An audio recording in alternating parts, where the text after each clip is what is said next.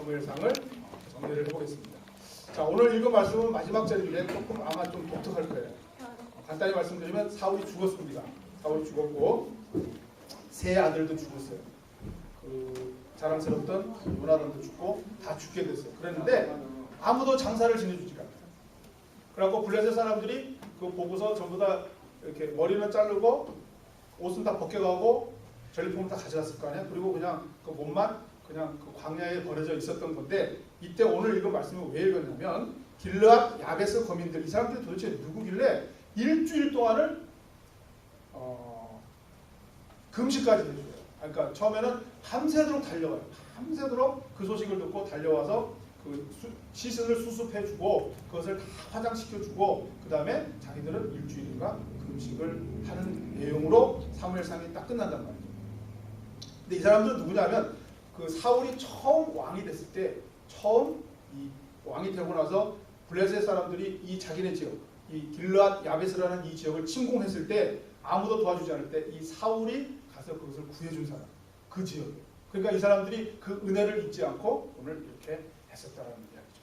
그런데 중요한 건 그 오늘 내용만 딱 잘라놓고 보면 굉장히 사울도 참 의리가 있었고 정말 좋았는데 왜 사울이 이런 비참한 최후가 한 40년에 걸쳐서 서서히 이렇게 하면서 이런 삶을 살아갈 수밖에 없었는가라는 것을 오늘 한번 그 다윗과 비교하면서 한번 갈림길이라는 제목으로 함께 은혜를 나눠보았으면 해요.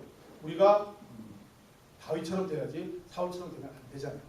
간단하잖아요. 여러분이 예배를 드리고 여러분이 인생을 살아가고 하나님을 믿는 이유는 다윗처럼 되고 싶어서 그런 거잖아요. 사울처럼 되는 건 아니잖아요.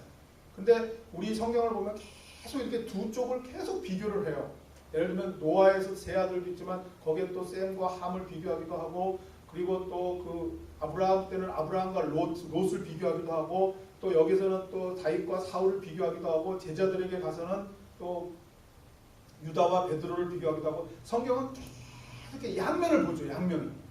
모든 게 그래요. 양면을 계속 보여주잖아요. 하나님의 의도가 있으신 거라고요. 이렇게 보여주는 이유가 있단 말이에요. 그래서 오늘 우리는 사무엘상을 마치면서 그러면 다윗과 그 사울의 그 비교를 하면서 어떤 길로 가야 될 것인가. 물론 당연히 다윗의 길로 가야 되는데 어떻게 해야 그렇게 가는가. 그래서 함께 오늘을 나눠봤으면 해요.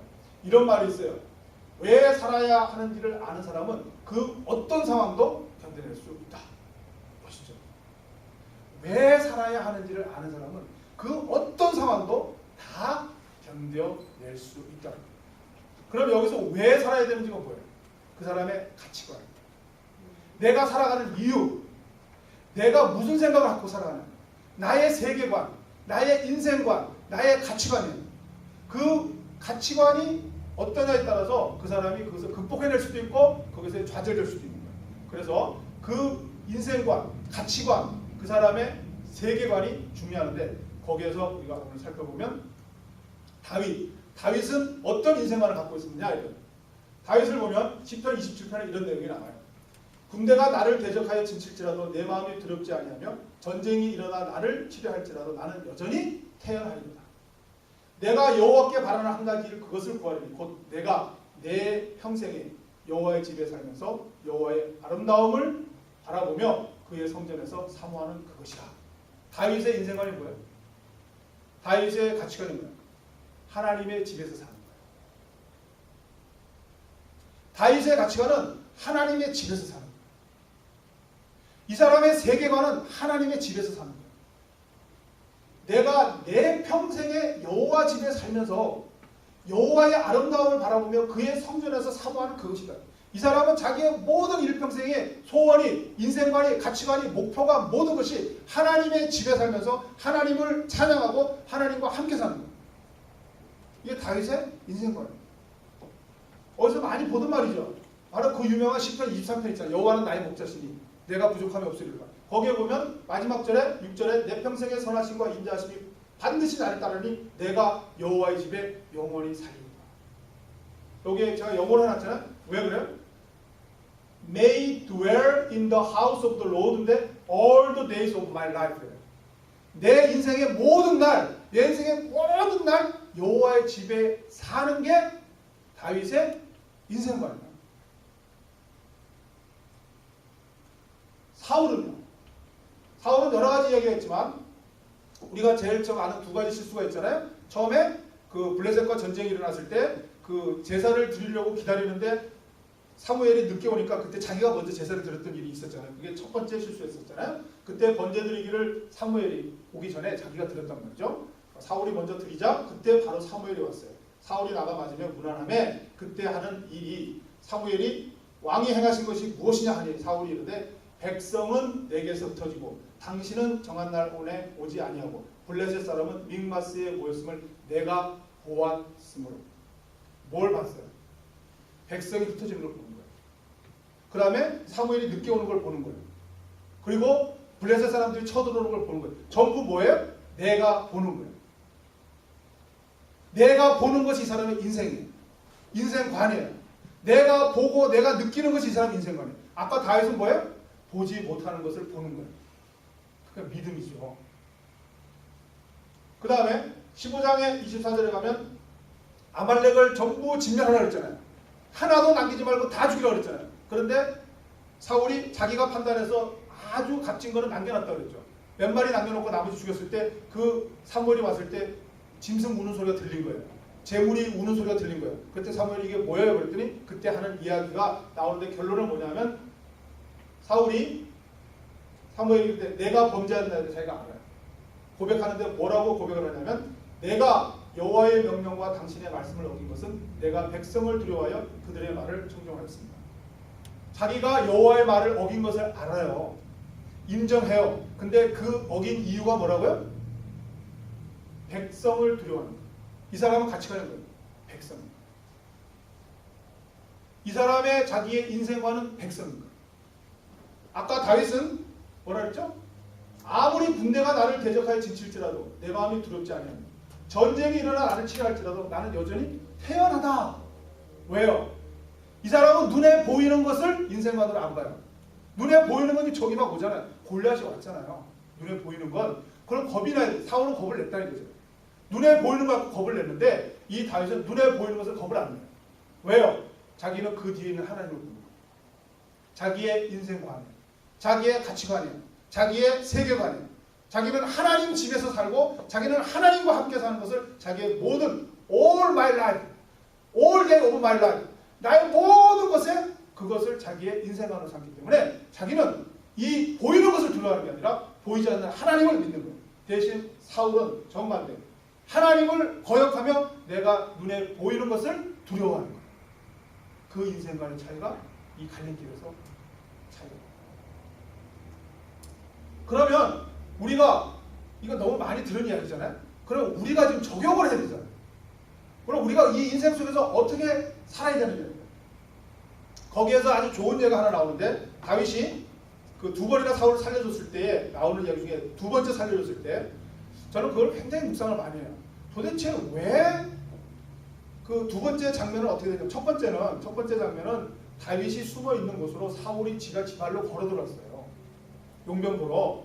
그러니까 그 상황에서는 뭐 어쩔 수 없는데 두 번째는 아무리 생각해도 좀 이상한 면이 있는데 약 3,000명 정도의 그 이스라엘 군사들이 그 다윗을 치기 위해서 쫓아와요. 그리고 그 다윗을 추적하는 중에 밤이 되니까 이제 야영을 하는데 당연히 제일 가운데 왕, 제일 높은 사울이 탁 야영을 하고 그 뒤에 장관들, 그 위에 군사들이 삥 둘러서 진치면서 야영을 했을 거 아니야. 근데 거기를 다윗이 부하 한 명만 데리고 침투한다고요. 우리말로 침투해요. 침투해서 맨 가운데로 기어들어가요. 들어가서 거기에서 죽이지도 않고 물병과 다윗이 먹는 그 물병과 창을 들고 나온다고요. 저는 그게 굉장히 이상한 거예요. 굳이 왜 저렇게 해야 돼요? 그걸 왜 그렇게 해야 되냐고요. 그냥 지나가도 되잖아요. 가서 죽이려고 들어가는 거죠. 그러니까 그 따라간 부하는 당연히 사울을 죽이러 가는구나 해서 따라갔고 진짜로 한 명도 잠이 깨지 않은 상태에서 완벽한 잠입에 성공해요. 그래서 이제 드디어 왔습니다. 더군다나 창까지 꽂혀 있으니까 들어서 찌르시라고 해요. 당연히 그런 줄 알았는데 다윗은 아니거든요. 그 창만 들고 물병만 들고 다시 나와요. 그 위험한 길을 또 나온다고요. 그리고 나서 그 높은 산이 올라서 또 소리를 찾고 다 깨우잖아요. 그래서 저는 그게 정말 이상하거든요. 왜 그러는가 했는데 거기에 무슨 말이 나오냐면 그 다윗이 산 위에 올라가서 그 자고 있는 사람들을 다 깨우고 거기서 하는 말이에요. 거기서 말이에요. 여호와께서 사람에게 그의 공의와 신실을 따라 갚으시리니 이는 여호와께서 오늘 왕을 내 손에 넘기셨을 때 나는 손을 들어 여호와의 기름 부음을 받은 자 치기를 원하지 아니하였음이니이다. 오늘 왕의 생명을 내가 중히 여긴 것 같이 내 생명을 여호와께서 중히 여기셔서 모든 환난에서 나를 구하여 내시기를 바랍니다. 하나님께서 나를 구해 주시기를 우리는 기도를 많이 해요. 그렇잖아요. 여러분이 어떤 힘든 일이나 어려운 일 있을 때 맨날 기도하잖아요. 항상 기도하죠. 이 어려움에서 구해 주기를. 그 기도를 하는데 다윗은 거기에 하나 더 넣는다고요. 기도에 그치는 게 아니라 뭐예요? 침투를 해요. 그리고 그 죽일 수 있음에도 불구하고 다시 나와요. 그 이유가 내가 다윗이 사울의 생명을 중히 여긴 것 같이 내 생명을 하나님께서 내가 사울을 죽이지 않고 살리신 것처럼 사울의 생명을 중히 여긴 것 같이 하나님께서도 나의 생명을 중히 여기기를 바란다. 이런 행동을 하는 거예요. 그러면서 앞뒤로 생각이 됐는데 계속 뭐를 강조하냐면 부하들이 죽이라고 그럴 때 안 죽이는 이유는 뭐예요? 여호와께서 기름을 부으셨다고요. 사울은 하나님께서 왕으로 삼은 자잖아요. 하나님께서 왕으로 삼은 자를 내가 사람이 어떻게 칠 수 있느냐 이렇게 되는 거예요. 하나님이 알아서 치실 것이다. 그래서 절대 손을 안 해요. 이게 다윗이에요. 왜 이렇게 되는 줄 아세요? 다윗은 하나님의 집에서 평생 하나님을 찬양하고 하나님과 살아가는 것을 자기의 인생관으로 삼았어요. 그러면서 평소에 어떻게 했냐면 보세요. 시편 17편에요. 주께서 내 마음을 시험하시고 밤에 내게 오셔서 나를 감찰하였으나 흠을 찾지 못하였사오니 내가 결심하고 입으로 범죄하지 아니하리라. 이거는 다 어려운 시기에 쓴 시거든요. 쫓겨다니고 고난을 당하고 오늘 사무엘이 끝나지만 나중에 사무엘하 보면 더 심한 고생을 해요. 그것도 자기 자식에게 막제 반역을 당해갖고 그 자식에게 쫓기면서 하는 엄청난 시련이 와요. 그 다음에 자기가 그 밧세바와 동침한 죄와 우리아를 죽인 그 살인죄를 범하고 회개하고 하는 죄가 사무엘은 더 나오거든요. 그 모든 상황에서 이 다윗이 한 시가 뭐냐면 절대 범죄하지 않는다. 물론 실수는 하죠. 실수는 해요. 그 우리아를 죽이고 그 밧세바를 가늠한 사건은 있어요. 근데 거기도 잘 보면 이 사람이 그거를 별로 죄악으로 안 느끼고 행했대요. 나중에 깨달아요. 나중에 깨닫고요. 깨닫고 나서부터는 뭐냐면 절대 범죄하지 않는다는 거예요. 입으로 특히 쫓기는 그 상황에서도 하나님에 대해서 불평하지 않고 더군다나 그 사울에게도 욕 안 하잖아요. 여러분 사무엘 3 찾아보세요. 그 억울하게 자기를 쫓아다니는 사울에게 욕 한마디 해요? 안 하잖아요. 그걸 정당하게 이야기하고 정당하게 하나님의 뜻을 전할 뿐이지 절대 욕하거나 가볍게 대하지 않아요. 대단하지 않으세요? 다윗이라는 인간을 잘 사무엘 3화를 통해서 배워보세요. 정말 우리 조상 중에 이런 사람이 있다면 여러분 롤모델로 삼으셔도 돼요. 정말 진중하신 분이에요. 신중한 게 아니에요. 진중하신 분. 저는 이분에게서 장엄함을 느껴요. 이야, 하나님으로부터 은혜를 받고 하나님의 성령이充满한 자는 이런 식으로 살아갈 수 있구나. 말 한마디가, 행동 하나가 우리하고는 전혀 다르죠. 사람의 행사로 논하면 나는 주의 입술의 말씀을 따라 스스로 삼가서 포악한 자의 길을 가지 아니하였으며 나의 걸음이 주의 길을 굳게 지키고 실족하지 아니하니 결코 범죄하지 않는다. 내가 아무리 쫓겨다니고 내가 아무리 어렵고 궁핍한 삶을 살아도 하나님께 절대 범죄하지 않는다는 그런 삶을 이분은 살아가는 거예요. 도망자의 길에서. 그 내용이 바로 이 사울을 죽이지 않는 거예요. 철저하게 하나님을 따르는 거예요. 나가 억울하고 나의 원통한 원인인 사울이 내 바로 손아귀에 와서 내가 죽일 수 있다 할지라도 그때 그 눈에 보이는 그것을 보는 게 아니라 눈에 보이지 않는 하나님을 본다. 그리고 하나님이 무엇을 원하는가를 꼭 보는 사람. 내가 지금 범죄의 길을 달리고 내가 정말 먹을 것이 없고 정말 힘든 삶을 살아도 하나님이 함께 하심을 보면서 반드시 범죄하지 않고 믿음의 길로 곱게 나아가는 사람이에요. 그래서 여호와께서 내 의를 따라 상 주시며 내 손의 깨끗함을 따라 내게 갚으셨으니 이걸 깨달아. 하나님이 자기에게 상을 주시는데 나의 깨끗함을 따라서 상을 주시는 거예요. 이는 내가 여호와의 도를 지키고 악하게 대해 하나님을 떠나지 아니하였으며 또한 나는 그의 앞에 완전하여 나의 죄악에서 스스로 자신을 지켰나니 그러므로 여호와께서 내 의를 따라 갚으시되 그의 목전에서 내 손이 깨끗한 만큼 내게 갚으시다. 두 번 나오죠. 손이 깨끗함. According to the cleanness of my hand. 범죄하지 않다. 기다리는 거예요. 뭘 기다려요? 하나님의 축복을 기다려요. 하나님의 보수를 기다려요. 사울을 안 건드리는 이유는 하나님께서 쳐주실 것을 아는 거예요. 자기가 범죄하지 않고 자기가 떳떳함에도 불구하고 억울하게 쫓겨다니잖아요. 그러면 하나님께서 그것을 다 해주실 것을 아는 거예요. 그때까지 기다리는데 기다리는 게 중요한데 어떻게 기다려요? 결코 범죄하지 않아요. 입술로 범죄하지 않아요. 손으로 범죄하지 않아요. 정결하며 거룩함으로 기다려요. 그 어려운 상황에서 밥을 굶고 내가 정말 죽을 위험에 처했지만 결코 범죄하지 않고 바르게 하는 거예요. 그리고 기다리는 거예요. 하나님의 때를 기다리는 거예요. 그러면 우리도 그렇게 해야 되는데 어떻게 그렇게 할 수가 있나요? 아니면 다윗이 어떻게 그렇게 할 수가 있었느냐? 보면 시편이 그래서 참 감사한 거예요. 이 시편은 하나님께서 우리에게 주신 정말 은혜의 풍경이에요. 왜 그러냐면 누누이 말씀드리지만 이 사무엘 상하를 보면 하나의 소설이잖아요. 역사서잖아요. 다윗이 어떻게 했다 쭉 행적이 나오죠. 근데 그 사람의 마음 상태가 안 나오죠. 그 마음 상태를 이 시편을 통해서 적나라하게 보여주는 거예요. 그 속 안을 철저하게 보여주고 그러니까 은혜가 되죠. 자, 다윗은 어떻게 살았냐면 보세요. 날은 날에게만 하고 밤은 밤에게 지식을 내요. 이렇게 하니까 잘 안 통하는데 영어를 보시면 돼요. Day after day, they pour forth speech. Night after night, they display knowledge. 낮과 낮, 밤과 밤이 서로 이어져 있단 말이에요.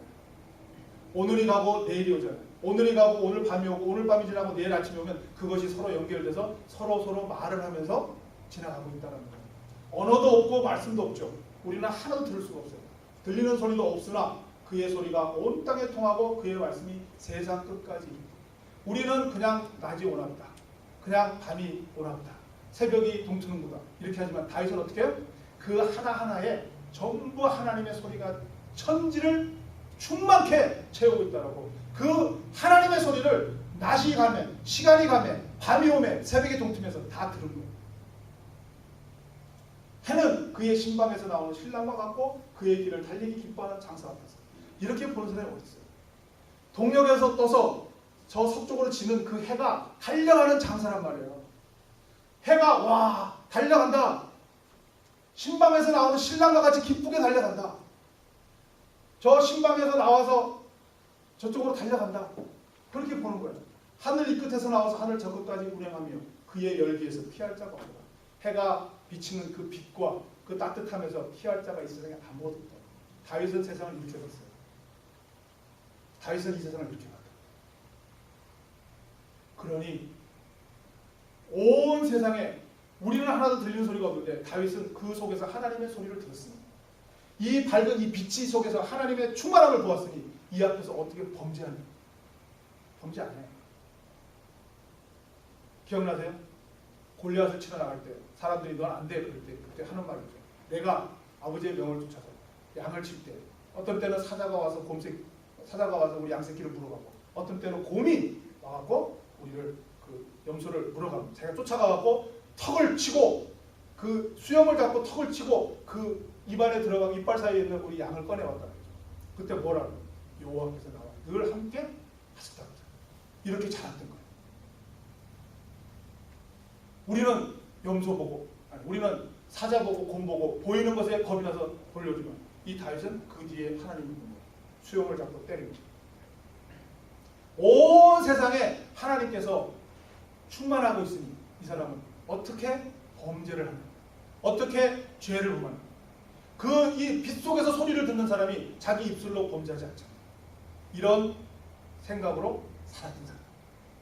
그러니까 이 사람의 모든 세계관, 인생관, 가치관은 하나님으로 충만합니다. 그 하나님의 집에서 자기의 all day of his life에서 전부 그 하나님의 집에서 빈틈없이 살았다. 그런 인생을 살아갔을 때에 이 사람은 어떤 억울한 일을 당하고 사울에게 쫓김을 당하고 죽을 위험에 닥쳐도 아까처럼 살려주는 거예요. 하나님을 보고 그런 인생관을 살아간 사람이 바로 다윗이다. 그 갈림길이에요. 그러면 우리도 이렇게 살고 싶으면 우리가 살기 제일 힘든 게 뭐죠? 하나님이 살아계시다. 나도 저렇게 살고 싶고 저 정도까지 할 수 있는데 항상 이거를 내 평생 하려고 그러면 하나님의 응답이 있어야 될 거 아니에요. 응답. 하나님이 과연 내가 이렇게 하면 하나님이 과연 나한테 상을 주시겠느냐? 내가 지금 이렇게 열심히 이렇게 하고 있는데 하나님께서 무슨 나에게 움직임을 주시고 나에게 무슨 상급을 주시고 나에게 무슨 표징을 주셔야 되지 않느냐? 거기에 대해서 한번 생각을 해보세요. 자, 상징적인 예로 한번 보세요. 제가 읽다가 재밌는 거를 한번 찾았는데 항상 정말 재밌어 갖고는데 자 보세요. 다윗과 사울이 계속 비교가 되지만 그 중에 한 가지 이번에 처음 내가 이렇게 깨달은 거냐면 먹는 장면이 나와요. 음식과 관련된 장면이 두 사람이 비교되면서 나오는데 여러분 기억나시죠? 제가 2주 전에 아비게일에 대해서 설교했잖아요. 그때 다윗이 그 아비가일 남편 나발이 자기를 너무 무시하고 멸시하고 그러니까 전부 치러 가잖아요.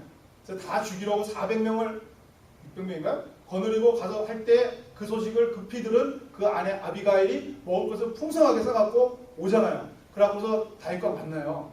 저는 그게 굉장히 또 그 성경에서 나오는 아름다운 미팅 중에 몇 장면 중에 한 장면이라고 보는데 만났을 때 그때 바로 말에서 내려서 엎드려서 절을 하면서 아비게일이 하는 이야기가 그때 제가 좀 감동적으로 저 혼자만 감동받았는지 모르지만 전했는데 다시 한번 보면 그때 다윗에게 하는 말이에요. 여종이 내 주께 가져온 이 예물 먹을 것 음식 뭐 떡 200덩이 뭐 포도주 뭐 10부대 막 이런 거 막 가져오고 푸짐한 거 예물을 내 주를 따르는 소년들에게 주게 하시고 주의 여종의 허물을 용서하여 주옵소서. 여호와께서 반드시 내 주를 위하여 든든한 집을 세우시니 이는 내 주께서 여호와의 싸움을 싸우시며 내 주의 일생에 내 주에게서 악한 일을 찾을 수 없음이니라 라고 해서 이 시골에 있는 여인이 정말 그 다윗에 대한 소문을 다 듣고 이 다윗은 억울하게 죄 하나도 지은 것도 없고 악한 일을 찾을 수 없는 그럼에도 불구하고 억울하게 쫓겨다니는 것을 알고 있는 거예요. 그러면서 다윗에게 이 여인이 뭐라고 그래요? 당신은 지금 내 주라 그러면서 내 주는 여호와의 싸움을 싸우는 것이잖아요. 이렇게 얘기해요. 그때 다윗이 그것을 감동해서 그 음식을 받고 돌아가잖아요. 그리고 그때 먹죠. 가서 먹었을 거 아니에요. 성경에 안 나왔지만 그러니까 아비가일과 다윗의 만남으로 먹는 장면이 나오죠. 다윗은 먹을 게 하나도 없어갖고 좀 달라 그랬어요. 자기와 자기 부하들이 먹을 게 없어서 굶을 지경이 되니까 나발 그 부자에게 좀 협조를 구했는데 나발이 안 주니까 그걸 치러 가다가 아비가일을 만나고 아비가일이 갖고 온 풍성한 음식을 잘 먹은 장면이 나오죠. 그런데 이제 사무엘상이 거의 끝나갈 무렵에 사울이 먹는 장면이 나와요. 사울이 먹는 장면은 어디서 나오냐면 이제 마지막 전투가 벌어져요. 그 블레셋이 대군을 끌고 들어오니까 사울이 거기 굉장히 급했던지 하나님께 기도를 했는데 하나님이 들어주질 않잖아요. 그러니까 이 사람이 답답해서 무당을 찾잖아요. 무당을 찾았는데 그 무당을 만나러 가서 이 무당과 그 신접한 여인이니까 그 영매인가 보죠. 죽은 사무엘의 혼을 불러내죠. 그때 사무엘이 뭐라 그래? 너 내일 너와 너의 세 아들이 나와 함께 있을 것이다. 나와 함께 어디 있는 거야? 사무엘은 죽은 사람이잖아요. 그러니까 저 세상에 같이 있을 거다라고 하니까 그 이야기를 듣고서 바로 사울이 쓰러져요. 그 쓰러지는 이유가 여기는 안 나오는데 너무 급하고 그 여인을 무당한 여인을 찾아오더라고 하루 종일 아무것도 못 먹었다는 말이 나와요. 그래서 쓰러졌어요. 그때에 이 여인이 하는 말이에요. 그런즉 청하건대 이제 당신도 여종의 말을 들으사 내가 왕 앞에 한 조각 떡을 드리게 하시고 왕은 잡수시고 길 가실 때 기력을 얻으소서 하니 여인의 집에 살찐 송아지가 있으므로 그것을 급히 잡고 가루를 가져다가 뭉쳐 무교병을 만들고 구워서 드렸다. 그랬더니 사울이 그것을 잘 먹고 갔다라는 얘기입니다. 두 개가 어떤 거예요? 아비게일과 다윗과 만난 거. 신접한 여인, 신접한 여인과 그 다음에 사울이 요거만 띄워놓고 보면 이 여인이 굉장히 충성스러운 여인이잖아요. 살찐 송아지도 잡고 그 자리에서 무교병을 주어서 잘 먹고 했던 것 같잖아요. 그러나 내용을 보세요. 여기 아비게일은 하나님을 알아요. 하나님을 알잖아요.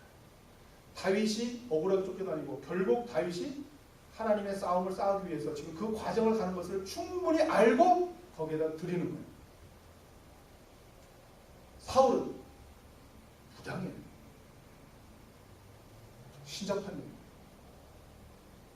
이 여인이 잡아준 그거를 먹을 수밖에 없는 사울이 됐어요.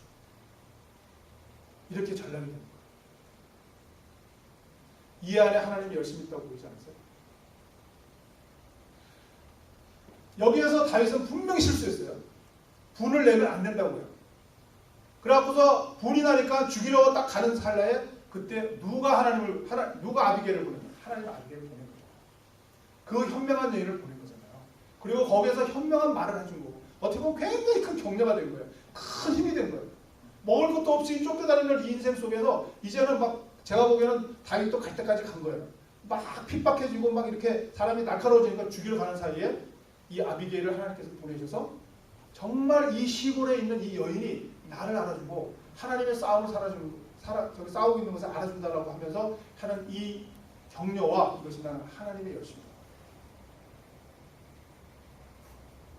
사울 여기는 좋은데 그 전에 했던 행위가 40년간의 행위가 있잖아요.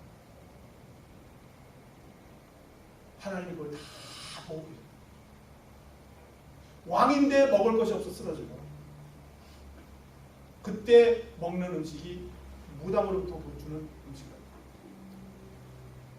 저기는 거지로서 이제 거의 쫓기는 사람으로서 이제 거의 끝날 것 같은데 하나님께서 큰 하나님의 은혜의 말씀과 격려와 함께 풍성한 음식과 그 다음에 나중에 아름다운 자기의 아내가 되는 아비게일을 또 미팅하게 하죠. 하나님의 열심. 우리는 이 하나님의 열심을 발견하지 못해서 아까와 같은 그런 인생관과 그런 가치관을 안 가지려고 해요. 아니 갖고는 싶은데 반신반의하는 거예요. 그래서 이 세상에 묻혀서 살아가요. 아까 다윗이 말한 것처럼 이 빛이 하나님으로 충만하다. 낮이 밤에 밤이 낮에 연이어서 말을 하고 이 천지의 온 해의 열기를 우리가 피할 자 없이 하나님의 은혜가 이 온 세상에 충만하다는 것을 믿고 살아가고 싶은데 우리는 거기에 대한 답이 안 나온다 이거예요. 그래서 우리는 자꾸 반신반의하면서 이 세상 속으로 들어가는 거예요. 어디를? 보이는 것에 답을 찾잖아요. 사울처럼 이 세상은 보이잖아요. 이 세상은 인터넷을 보면 재밌는 웃음을 터뜨리게 해주잖아요. 이 세상은 눈에 보이면 재밌잖아요. 자꾸 그쪽으로 가는 거예요. 내 감성으로 가는 거예요. 그게 가리는 거예요.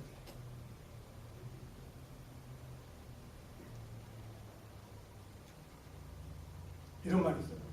좀 나중에 필요하시면 제가 갖다 놓을 테니까 하나씩 가져가세요. 한번 음미를 해보시라고요. 정말 중요한 것은 우리가 삶으로부터 무엇을 기대하는 것가 아니라 삶이 우리로부터 무엇을 기대하는가 하는 것이라는 사실. 좀 어려운데 나중에 가셔서 묵상을 한번 해보세요. 삶의 의미에 대해서 질문을 던지는 것을 중단하라 해요. 다 우리들 하는 짓이잖아요. 대신 삶으로부터 여러분이 질문을 받고 있다고 생각해보세요. 매일 매 시간마다 생각할 필요가 있습니다. 그리고 그에 대한 대답은 말이나 명상이 아니라 올바른 행동과 올바른 태도에서 찾아야 돼요. 다윗이잖아요. 인생이란 궁극적으로 이런 질문에 대한 대답을 찾고 개개인 앞에 놓여진 과제를 수행해 나가기 위한 책임을 떠맡는 것을 의미한다.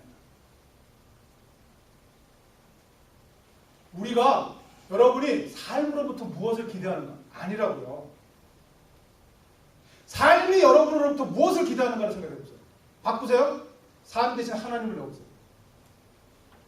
여러분이 하나님으로부터 무엇을 기대하는 게 아니라고요. 하나님이 여러분으로부터 무엇을 기대하는가? 이게 사울과 다윗의 갈림길입니다. 사울은 요거예요. 하나님으로부터 무엇을 기대할까? 다윗은 안 해요.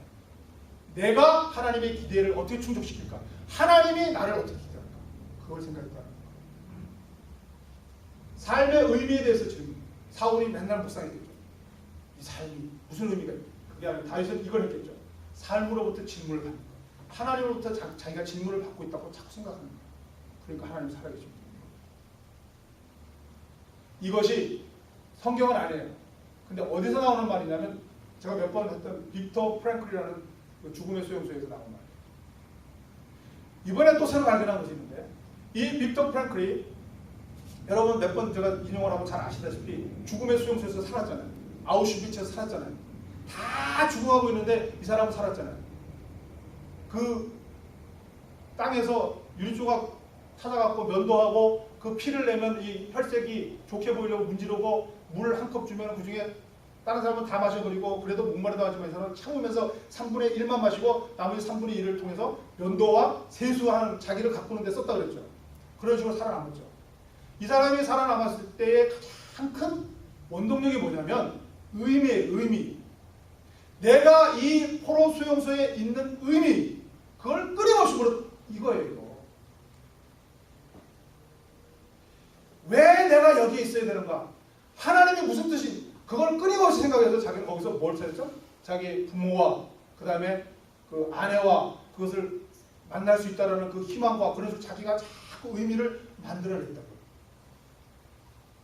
나중에 나와보니까 다 돌아가셨죠. 그건 중요한 게 아닙니다.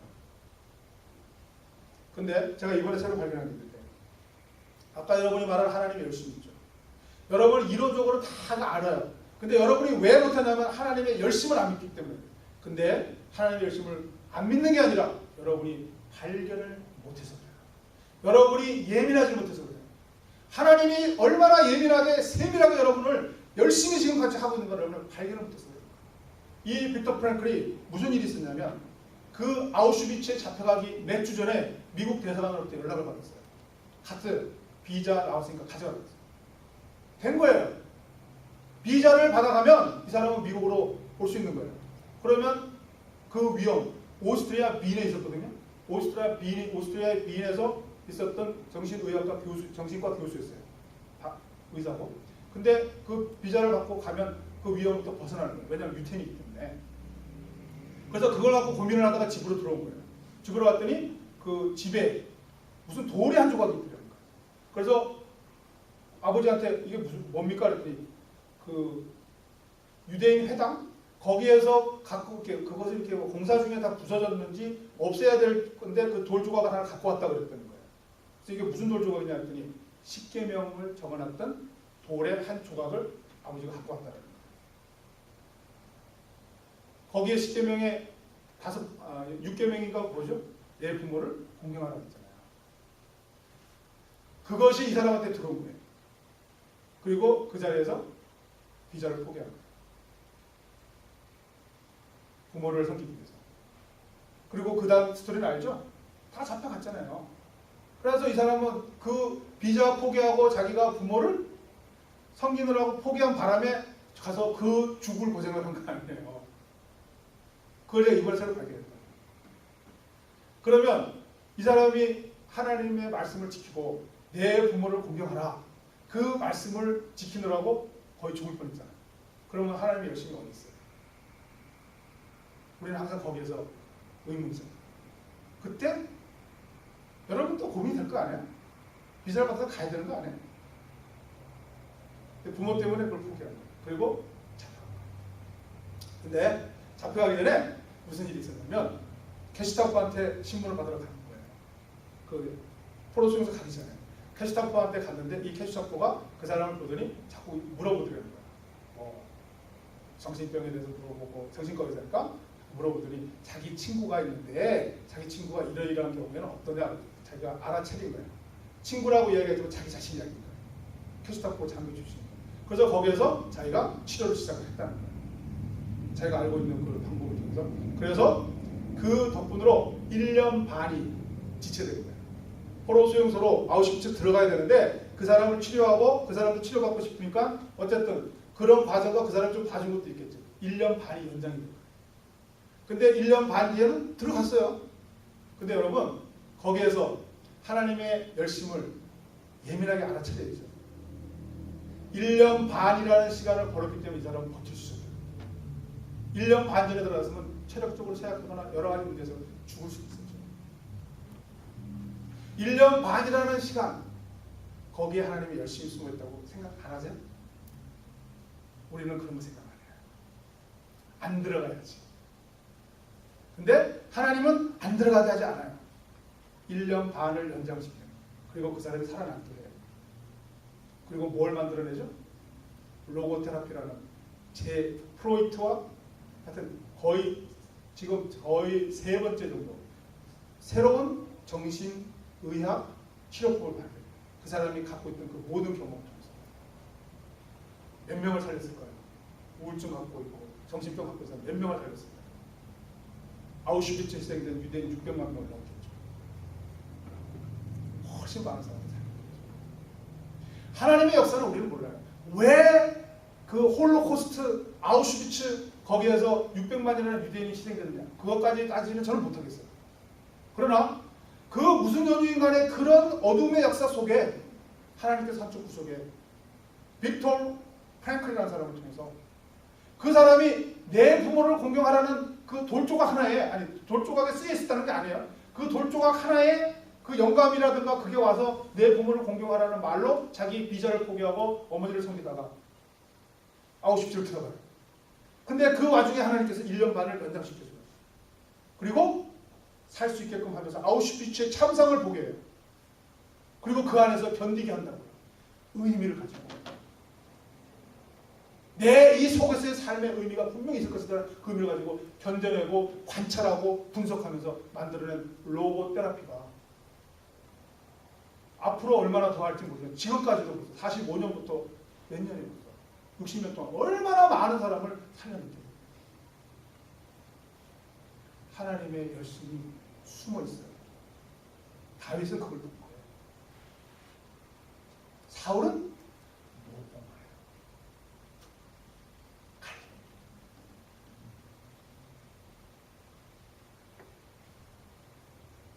우리 모두는 하나님의 천지를 창조하시고 지금도 충만히 여러분의 인생 하나하나를 정말 불꽃 같은 눈동자로 지켜보시고 참새 한 마리도 떨어뜨리지 아니하시고 여러분의 머리카락 하나까지 세시는 하나님을